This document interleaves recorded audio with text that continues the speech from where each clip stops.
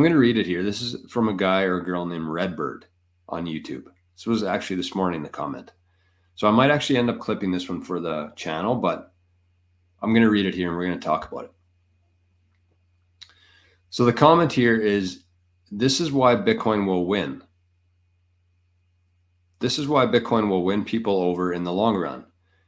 These welfare and wealth extraction, like tax, combos to transfer value from one set of the population, productive, to another part of the population, unproductive and managerial, cannot be escaped by voting or the standard democratic process.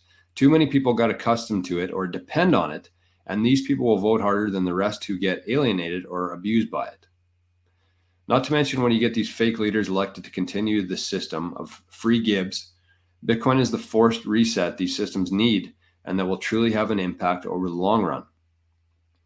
I fully expect in the future liberties to diminish for people in general due to the government's last dying attempts to maintain control and extract wealth from everyone as hard as they can. And proportionally, people will use more and more systems that don't rely on their ecosystem. I expect to see more tax evasion, lack of fucks given when it comes to the black markets by population, as these clowns ruin things more and more. All we can do as Bitcoiners is educate our friends and people around us on how to use peer-to-peer tools so that we can starve this beast.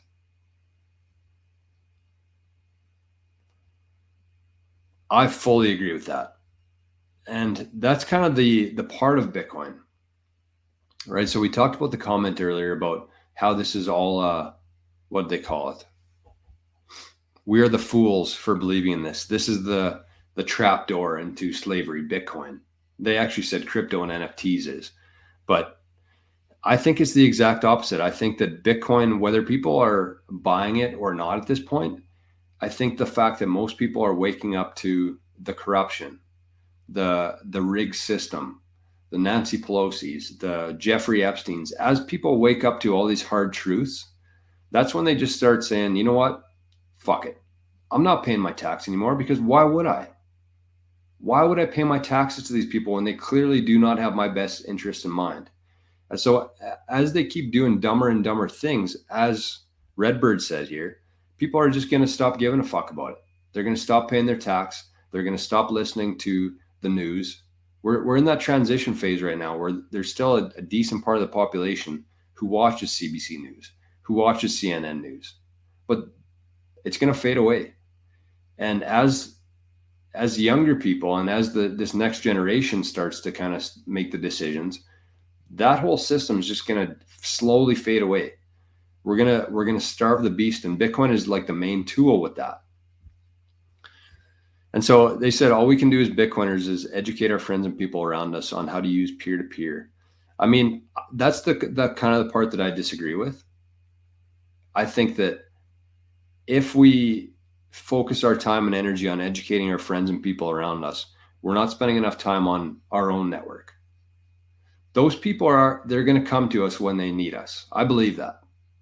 And that's why I don't go out of my way anymore to like text friends or, promote Bitcoin too much in these different circles, because they don't care. I don't care. We're still too disconnected there. What I would say is what we can do as Bitcoiners is to grow our networks. And the more we can start growing our networks and connecting with other people on earth who share this same belief system as us, Bitcoin, that's the underlying theme that we all have in common here. Some of us like golf, some of us like bodybuilding, some of us like gardening. But the underlying belief system that we all share is Bitcoin. And I think that once you have that, you kind of know what you're getting with people. And so if you start building your networks at a local level and in a virtual level, you can get out of that system. You can further starve that system, because instead of having to buy and sell Bitcoin and go back through the fiat rails, you can actually just find somebody within your network to buy meat from, to buy honey from, to buy different products and services. If you can expand your network enough yourself, not trying to orange pill or educate other people. If you can find other people who are already there, that's how you can escape faster. And you lead by example with that. And then when you're having conversations with your friends, you're not talking about some hypothetical situation here. You're talking about the fact that You're using this currency. You have the ability. This is the tool that allows you to escape that system. And you've grown your network in a way where you hardly even use the fiat system anymore.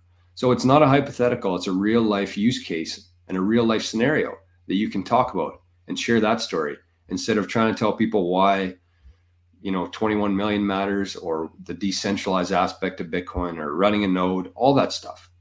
Nobody cares about that because they don't understand it. You say, I grew my network enough that I can totally use Bitcoin in my own way, in my own system. I don't have to worry about what Justin Trudeau says or Joe Biden or Kamala Harris says. I don't care. I'm completely out of that system. So instead of spending your time worrying about what your friends and family are doing, whether they're getting enough Bitcoin, focus on yourself and grow your network and add value to people and earn Bitcoin. And the more Bitcoin you can accumulate, the more influence you're going to have in the future. Not necessarily on the Bitcoin code itself, but in terms of your local community and the choices that are made with that.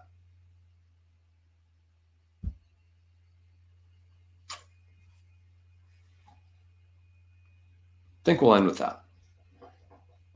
Unless there's any more questions today, I think that that should be our focus. Everybody here is, number one, whatever Bitcoin you have, any amount, whether it's 500,000 sats or 50 million sats, 5 Bitcoin, 50 Bitcoin, whatever amount you have, focus on how to protect that. Invest your time, invest your cash if you need to pay somebody to help you with it, or get into a structure where it's much more secure. Get a device that's more secure, but number one, protect your Bitcoin. Number two, focus on earning sats. Find ways wherever you are, even if you're working a 9-to-5 job right now, think of ways, brainstorm every morning, sit down and think of 10 things you could do to earn sats. Because the more sats, the more influence you're going to have at a local level in your own community.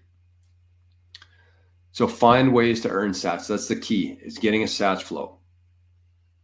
And then number three is growing your network, which you're already doing. You're part of this community here, but consider being more active in it, or consider reaching out to people and say, hey, I saw you talking about this. I want a little bit more information, or I saw you talking about this. I think that there's an opportunity for us to do this. Or just say, like I'm in Alberta. Is there anybody, do you know anybody within this region who is selling meat or whatever it is? And don't just solely rely on this community. Start going to different meetups, even if you have to drive for a while. I'm thinking about driving to fucking Alabama next month to play golf with a couple people from Noster. So build what you have, but also expand and start meeting people in real life. That's how you're going to escape the system. So don't focus too much on, your friends, your family, making sure that they're well off. Make sure that you're well off, because unless you're there, you're not going to have any influence and you're not going to have any ability to help them. So folks, get what you can, grow your network, and figure out how to protect that Bitcoin.